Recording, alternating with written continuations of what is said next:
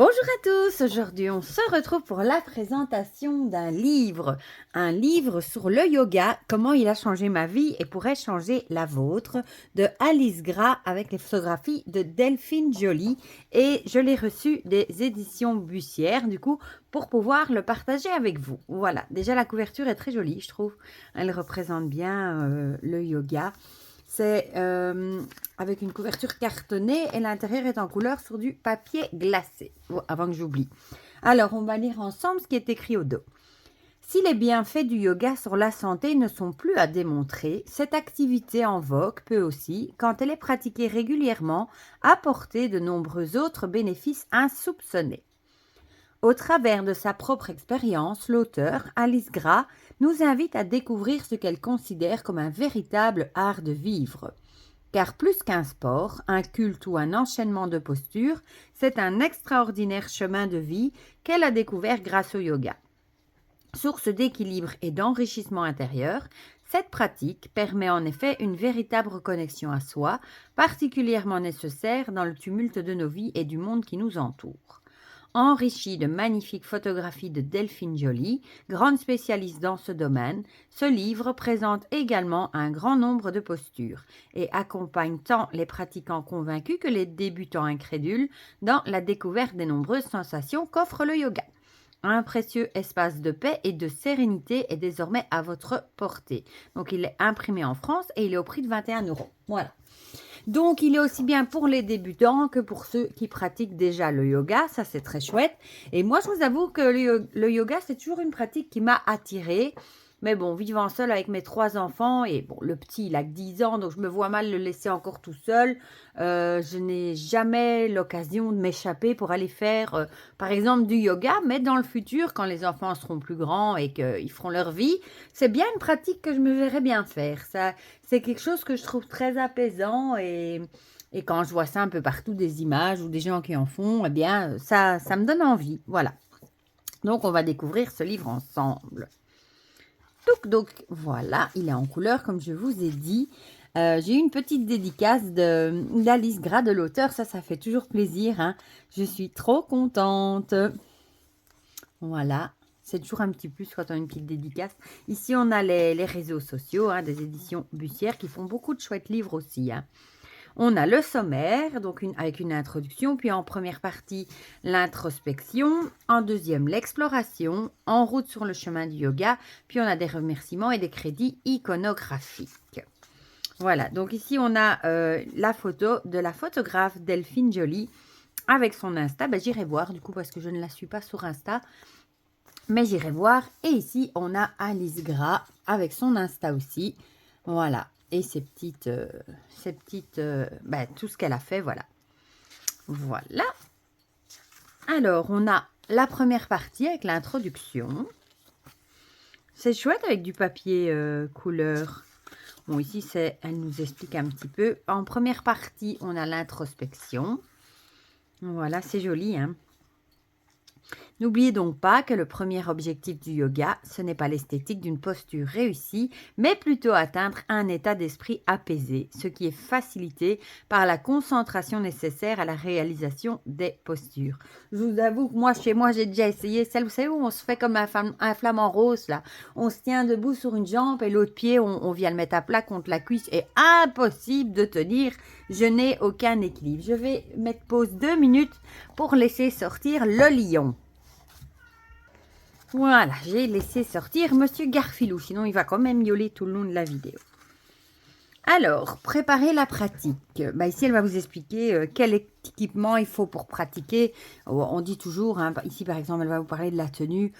Souvent, c'est une tenue décontractée, un peu jogging, où on est à son aise, évidemment. Comment choisir son tapis? Les accessoires, par exemple les briques, les sangles, le bolster, la couverture, c'est tous les trucs qui me disent rien forcément, vu que je ne suis pas une adepte, je ne le pratique pas. Choisir sa pratique de yoga, voilà, ici elle vous explique toutes les plus répandues, vous voyez, il y en a beaucoup. Hein. Vinyasa, Hatha, Hot Yoga, yoga aérien, etc. Ça ne me dit rien non plus, je lirai tout ça après. Ne cherchez pas à aller trop vite et à brûler les étapes. Respectez simplement votre corps et là où vous en êtes. Avancez petit à petit à votre rythme. Et c'est vrai qu'on a tendance souvent à vouloir brûler les étapes. Ils l'ont encore dit à la radio, je l'ai entendu en semaine, que souvent on commence à faire du sport et on le fait de façon beaucoup trop intensive et du coup on ne tient pas le coup, que si on le fait petit à petit en respectant bien son corps, son endurance, en y allant un pas à la fois, ben, on tiendra nettement mieux sur le long terme. Elle est jolie cette photo, avec la nature et un bâton de sauge. Du coup, comment débuter la pratique? Voilà. Ici, elle nous parle du pranayama, qui permet de calmer son corps et son souffle. Elle vous donne des exercices à faire. Voilà, la respiration carrée. Et alors ici, il y a un petit encart avec des notes et vous pouvez marquer les émotions, les sensations que vous avez ressenties, etc. L'intention. Pourquoi on ferme les yeux? Pour ne pas être distrait pendant l'exercice de respiration. Oui, c'est vrai que moi, si je garde les yeux ouverts, je peux être distrait par tout et n'importe quoi, jusqu'à une mouche qui va passer, qui va me déconcentrer. Voilà. L'enchaînement des postures. Chaque posture que vous allez effectuer lors de votre pratique sera connectée à la suivante par votre souffle. Le souffle est en fait l'unité de votre pratique. Réalisez la posture. Voilà, je vais pas dire le nom hein, parce que voilà. Et ici à chaque fois vous avez l'exercice et puis un petit encart si vous voulez écrire. Vous pouvez très bien le faire dans un cahier aussi. Hein. Vous pouvez très bien vous faire un cahier de yoga par exemple ou le mêler avec votre cahier de tarot, enfin un peu de tout. Voilà. Ici, Virabhadrasana ou la posture du guerrier. Voilà, elle vous explique comment la faire. Ensuite, de nouveau, vous avez émotion, sensation, expression. La posture d'équilibre, eh ben, c'est celle-ci que je vous parle, voilà, qu'on voit tous. Hein. Moi, je suis en admiration devant les personnes qui arrivent à tenir comme ça. Moi, il n'y a rien à faire. Je n'y arrive pas. Bon, sûrement un manque d'entraînement, hein, bien sûr. Voilà, le yoga n'est pas une compétition. Il ne s'agit pas de faire mieux que son voisin, mais surtout de progresser à son propre rythme, de travailler sur ses blocages, sur l'acceptation de soi. Et j'en ai bien conscience, c'est un exercice particulièrement difficile que de s'accepter tel que l'on est. Oui, ça c'est vrai. Alors, ici, on a la posture du corbeau de côté. Oh oui, moi qui n'ai aucune force dans les bras, je n'arriverai jamais à tenir comme ça. Jamais. Enfin, si, peut-être avec de l'entraînement, mais... Waouh! La posture du pigeon. Ils ont toujours des petits noms comme ça de posture. Moi, ils me font sourire. La posture de l'enfant. Voilà. Même chose, elle vous explique, vous pouvez noter. C'est joli avec les illustrations. La posture du papillon sur le dos. Celle-ci me tente bien. Elle a l'air plus simple pour débuter. Celle-ci aussi, Savasana. Nous voilà arrivés à la dernière posture de notre pratique. Je peux parler de Savasana, bien entendu. Elle a l'air bien, elle a l'air facile. Plus vous pratiquez et plus il sera simple pour vous de rester dans le moment présent et d'accueillir toutes les sensations qui se propagent dans votre corps. Oui, le but c'est de, si vous faites du yoga, de se concentrer sur le moment présent, sur le yoga que vous faites et pas sur vos soucis, sur votre facture que vous devez payer demain, des trucs comme ça évidemment. Trouver son professeur. Voilà. Question à poser à un professeur pour le choisir. Hein, voilà. Ici, des petites questions à vous poser pour voir si c'est bien le bon. Ici, on a encore des postures. En deuxième, l'exploration. Les postures sont classées en plusieurs familles. Un symbole signale leur difficulté. Une flamme plus complexe et deux plus avancées. Voilà. Point important à lire avant la pratique. Voilà, des choses qu'il faut lire avant de pratiquer. Salutations au soleil. sont généralement effectuées au début de la pratique. Il en existe de deux sortes, la salutation au soleil A et la B. Elles permettent d'échauffer le corps et de le préparer pour les enchaînements de postures qui vont suivre. Elles font travailler aussi bien les membres inférieurs que supérieurs et bien évidemment le souffle qui est la clé de voûte de toute la pratique. Voilà, et ici vous avez la A en 8 étapes du coup. Et ici, non plus, on est 4, 5, 6, 7, 8, 9, en 12 étapes du coup. Et ici, on a la B en 14 étapes, voilà. Et vous avez l'illustration, vous ne savez pas vous tromper. Hein. Voilà, non plus, même 22. Alors ici, on a... Ah oui, et alors on a... ouais, voilà. Tadasana, par exemple, et on les a... en plus, après, ils sont écrites, vous voyez. Donc, vous avez la frise avec tout le déroulement et après elle vous les explique. Donc ça c'est bien aussi. Voilà. Comme ça, vous ne savez pas vous tromper. Ensuite, elle va nous présenter les postures debout. Voilà. Ici, on n'a pas d'Astasana. Il faut déjà être souple. Hein. Moi, ça, on peut oublier. Hein. Jamais j'arrive à me mettre comme ça. Voilà. Ici, vous avez toutes les postures debout. Il y a des plus simples, des moins simples, là, évidemment. À tenter. Il y en a pas mal. Hein. Ah oui, et ici, par exemple, vous voyez que c'est une plus complexe. Ici, par exemple, le flamant rose, c'est plus avancé, etc. Et je suppose que ceux où il n'y a rien sont un peu plus simples, s'il n'y a pas de flamme. Voilà, ici, c'est toujours les debout. Il y en a vraiment beaucoup, hein. La posture du danseur, et c'est beau en plus. Les postures d'équilibre. Ici, par exemple, le guerrier. L'arbre. Ah ben, c'est celle-ci, alors, l'arbre, qui me fascine, moi. Voilà. Le corbeau, ça c'est celle qu'on a vue là tout de suite. Corbeau sur le côté, non, c'était celle-là. Posture d'inversion. Ah oui, là c'est celle où on a la tête en bas du coup. Voilà, il est vraiment bien détaillé. Les backbends. Ça, ne me demandez pas ce que c'est. Hein. La sauterelle, l'arc, le pont.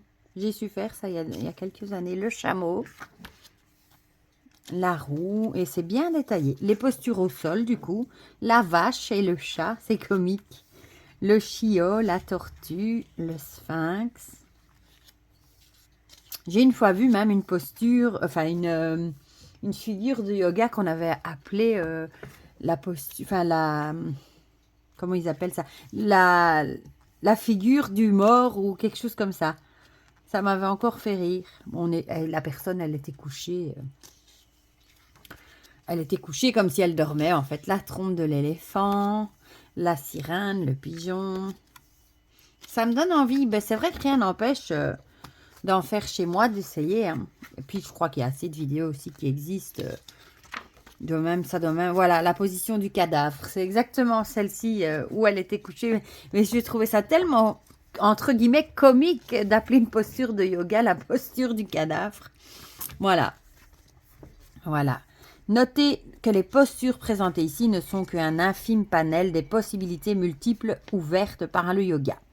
Toute la magie réside dans la possibilité d'explorer les postures, de tester différentes variations avec les bras par exemple, en s'étirant davantage.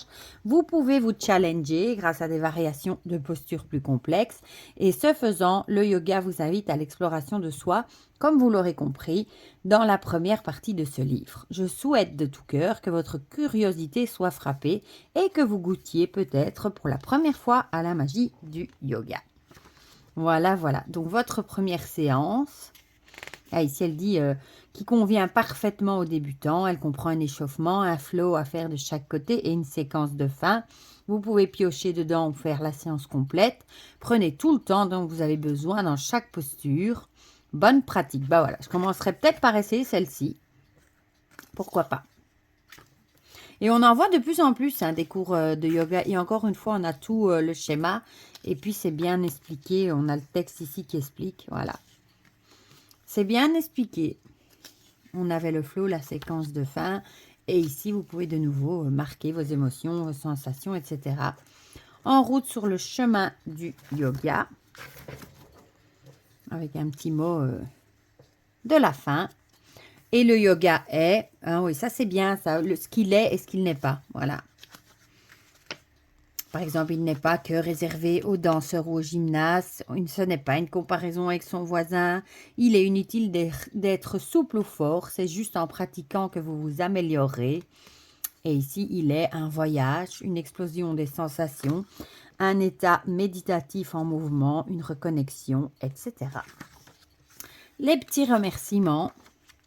Les crédits iconographiques. Et voilà, ben franchement, il est super chouette.